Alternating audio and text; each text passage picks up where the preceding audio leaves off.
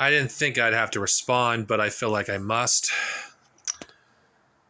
It's not any particular person because it's a thing I've been seeing from liberals and those who cosplay as leftists when they're just social democrats at most, is resistance. Now, the reason why I have to talk about this because the tactics that I've been seeing from liberals is at best toothless. Why do I say it's toothless? Because we are against a fascist government that is open and just doing something simple like calling our representatives isn't going to fucking turn the tide, because liberals and conservative politicians are on the same side.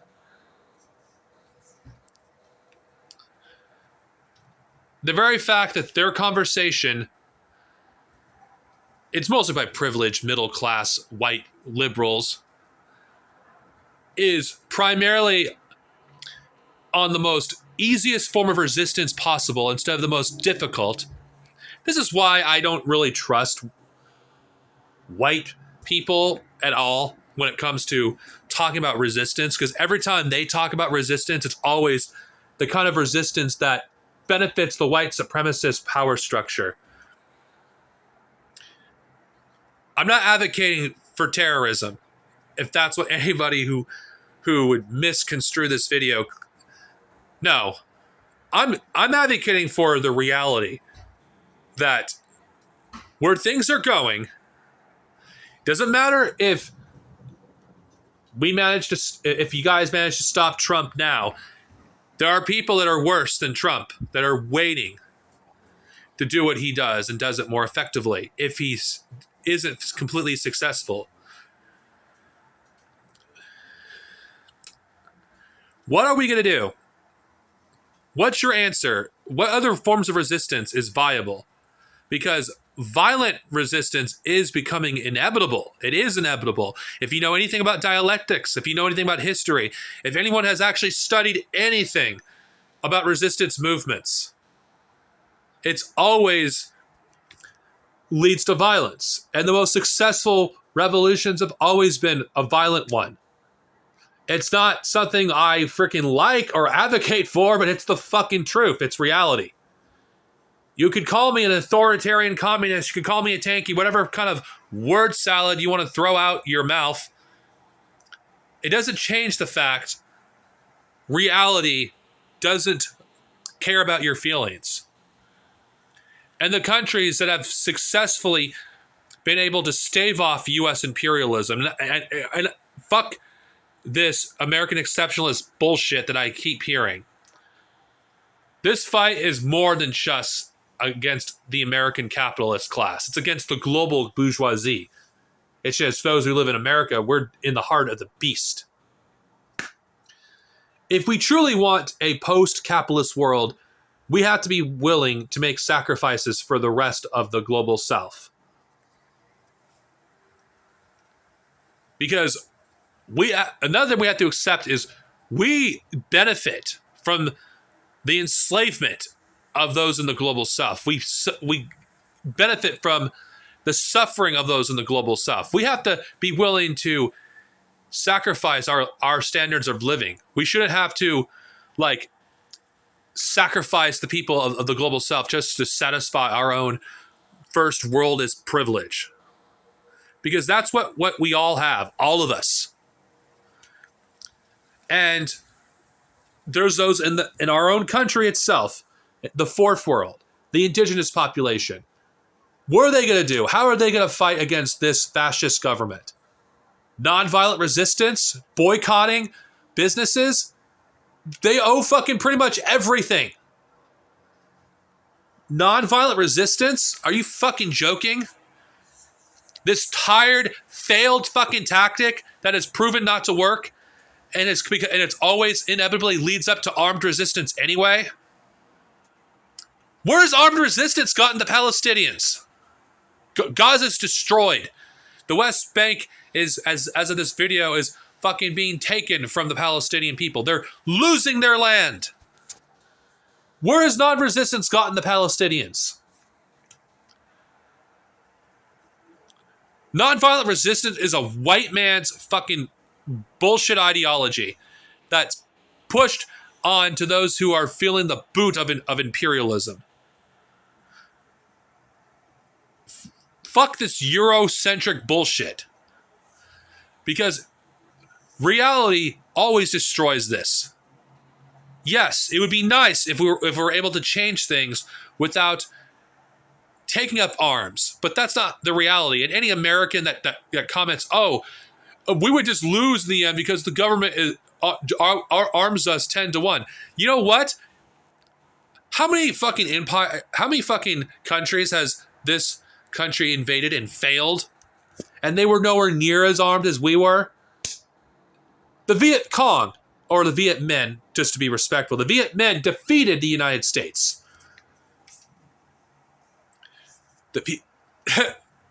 Afghanistan defeated the United States. Name any resistance in the past 50 years or more that has fought against this country and won. And their odds were far worse than us. Yet, why are we such fucking cowards? That's I want to know. If we truly are serious about fighting against this system, why is it that we're so cowardly that we're not willing to accept the reality that we will have to live like those people do? We in the shittiest conditions. We have to hide 24/7. We have to be off the grid. The thing is, Americans don't want to give up their fucking privileges. They don't. Oh, it's too difficult. Oh, it's too hard. The people in the third world fucking have to suffer some of the worst fucking conditions, and that doesn't stop them from fighting. That doesn't stop them from resisting against oppressive regimes. American exceptionalism is a fucking cancer, and I do see this as an American exceptionalist thing, where every time there's resistance being proposed, it's always nonviolence. Do you think fucking they take people seriously that waves fucking, signs? That's not fucking protesting. That's like just being I forgot what that word, but it was something in China that they say about it's very performative. It's a performative form of protest. It's not legitimate. That's all it is. And just boycotting these businesses is not enough, because corporations own almost all of our fucking food, all of our and everything that we need to be able to fucking live. Yes, we should utilize every avenue of resistance possible, but we should never, ever ignore the most important form of resistance that's inevitable, because it always is armed resistance. Obviously, I wouldn't argue to doing that right now at the stage we're at, because we're nowhere near ready, but we got to accept the reality that armed resistance is something that's likely going to happen. If you actually think this country's not going to fucking be destroyed by some form of armed fucking civil war, you're fucking mistaken. You live in a fantasy land. Yes, the left, we are severely, and I mean severely, outgunned. Arming for armed resistance openly right now would be fucking suicide, instead of gradually preparing for it. But that's the thing, we should be having these conversations, because liberals who are middle class, and I will say that, don't know how bad things are truly going to get. They may claim, oh, things are going to be really bad. You don't know how fucking bad things are. Before any fucking libtard comes to my comment section, I'm part of the fucking class of people that is the permanent underclass. I'm part of the lumpen proletariat. These vulnerable communities you're talking about, I'm part of them. And what the hell are you afraid of? You're afraid of that you may have to take up arms yourself. That's what you're afraid of. This is what it's all about. This isn't particular against any particular group of liberal and individual. Because let's be honest, liberals are reactionary and when you break down their ideology, it's always like individualist bullshit. Even the ones that are more on the left spectrum, like the very fact that anyone could actually consider anybody like AOC somebody that's a legitimate fucking source of, or anyone that's legitimate, that's actually legit when it comes to resistance, is someone I don't take seriously. AOC, the same woman that voted for the Iron Dome, the same woman that has voted for everything that helped make the lives of the average everyday worker worse. What are you going to do, liberals who are still pushing this nonsense, who are being undialectical regarding what's inevitably going to happen? What are you going to do when Trump's camp or someone after Trump advocates to take away our fucking guns? What are you going to do? Because that's what they will do. They will take our fucking guns. And the very fact that anyone is advocating for nonviolent resistance is a fucking idiot. I'm just going to say that right now. It's idiotic. Because if we don't have guns, we're fucked. We really are fucked. It's like people can claim that we're fucked now, even with guns. Without guns, it'd be impossible to literally resist this government. At least with guns, there's a chance. And when we just stop thinking about only ourselves, that's the thing I'm sick of about Americans. Americans are nobody special. For humans to have a future, for us to move past capitalism, America has to die. Our way of life has to fucking go up in smoke. Why should the global south continue to suffer just so we could live our comfortable lives? I'm disabled, for fuck's sake. And I'm not going to have any fucking liberal tell me that, because I'm a fucking cis white male, and I'm saying this for any liberals that are out there, that my opinion doesn't matter. I'm fucking disabled. I'm fucked either way. And I'm advocating for armed resistance. Not terrorism, armed resistance.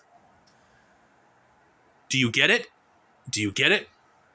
Call me authoritarian all you want, but I actually know how fucking bad things are. I actually deal with the worst. Not the worst, but as a disabled person, I have to deal with the bullshit every fucking day regarding my freaking benefits. How if I work too little, my benefits are cut. If I work too much, my benefits are cut. So I can't literally get out of poverty. That's where I'm at. I'm part of a permanent underclass, and I'm not gonna have some fucking middle class liberal tell me that I'm a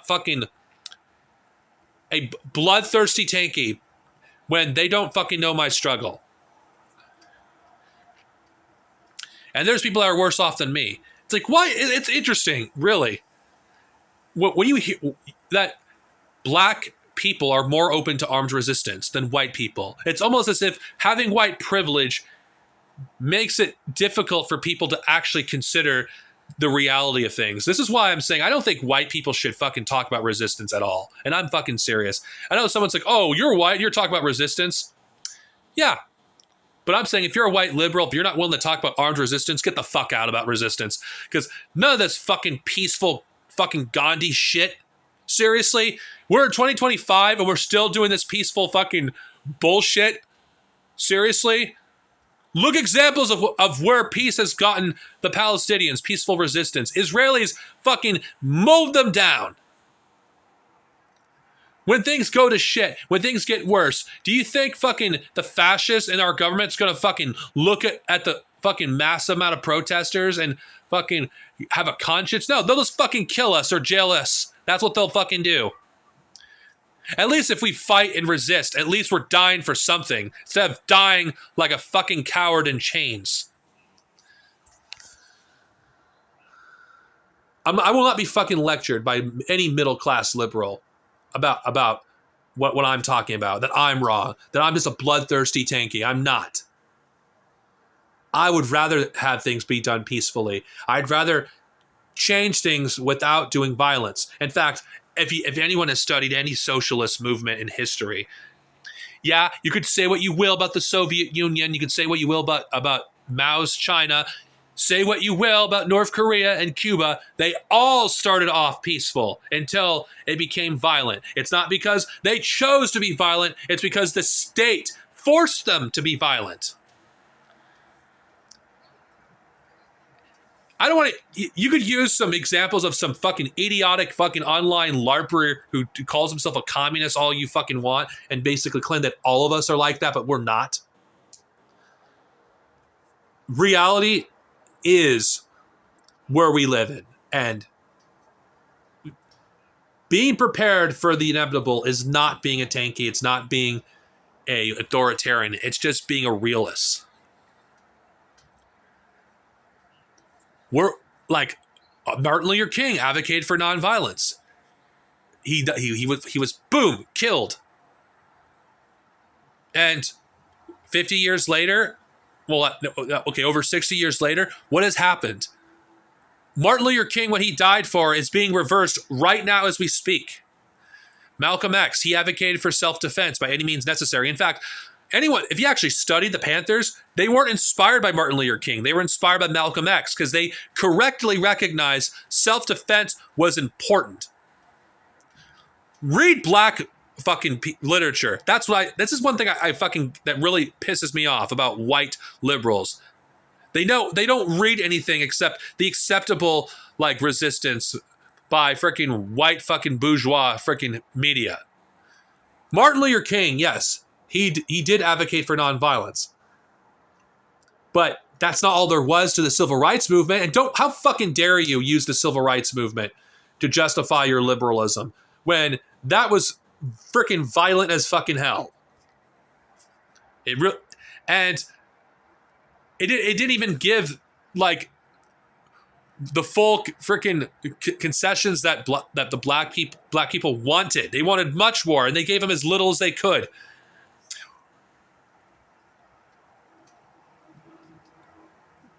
If you actually read, what was the first country where women had a right to vote? Was it by a country that did nonviolent resistance, or was it a country that violently overthrew an oppressive regime? Yeah, the Soviets did it way before the United States. But according to liberals, that was just an authoritarian fucking state. Learn what authoritarian is, and just stop fucking using it for everything you just don't like. Liberals just use it because they don't like the idea of having to resist against a government. Because in America, liberals do not fucking want to actually fight. They want to do as little as possible in order to preserve the privileges they have. This is all this is about. It's not about people. It's about fucking privileges. Even those who they may not think that they're fighting to keep their privilege, but they kind of are by their actions. Terrorism is never the answer. But recognizing reality that eventually the state will get even more violent, regardless if we protest non-violently. Like, they're criminalizing boycotting Israel, for God's sake.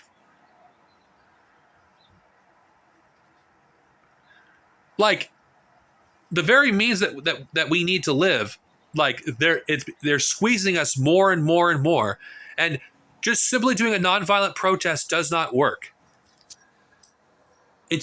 We need to do much more. There's a lot more that has to be done. And the harsh reality is we are not prepared for what is to come. And we need to fucking embrace the reality that we're against a powerful enemy in the country that supports the current government, and the government supports them. And the very fact is, not even considering the very idea that armed resistance is something we need to be prepared for, is setting us up to fail against this fascist state that we're up against.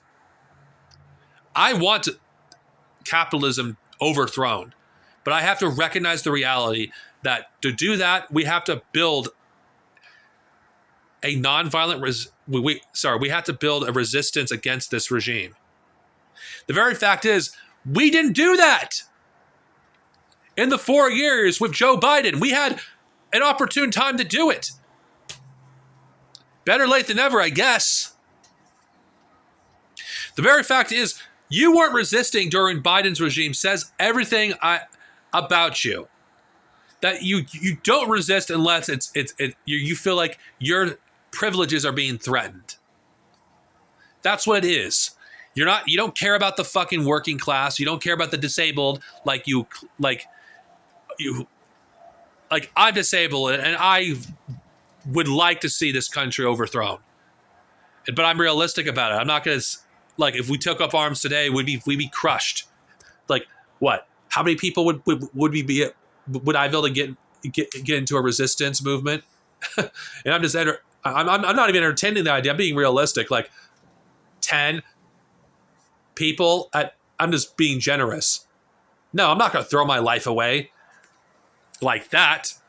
I'd rather do it by actually building a movement first, because that's what I advocate to do. And armed resistance is something we should fucking be doing. We should join clubs. We should make clubs. Those who can use firearms should teach those who can't use firearms, and those who cannot get them, they can get ways into getting firearms into people that cannot afford them. That's what we need to do. Mutual aid. People need to be trained how to use firearms so that for the inevitable fucking collapse. We have to defend ourselves. The very fact there's no talk of self-defense is what really angers me. And you know what? Black communists get it. Black people get it. They understand. They understand what is at stake far more than white liberals do. And you know what? That's why I respect all my black comrades out there that actually are taking this seriously. And you don't even have to be a communist to know that without a gun, you don't have shit. You're at the mercy of the government if you don't have the ability to defend yourself. And don't think that the Second Amendment will not be interpreted in a different way when they do everything else. Guns are something they're coming for. The very fact that there's no talk about this is what is scary to me. We need to be armed. If you may not like what Karl Marx has to say about armed resistance, you may not like what any other communist thinker has to say about resistance. Even anarchists believe in armed resistance, for God's sake. If you don't like what these people have to say about armed resistance, then you're part of the problem. And I'd rather die standing tall than die a coward.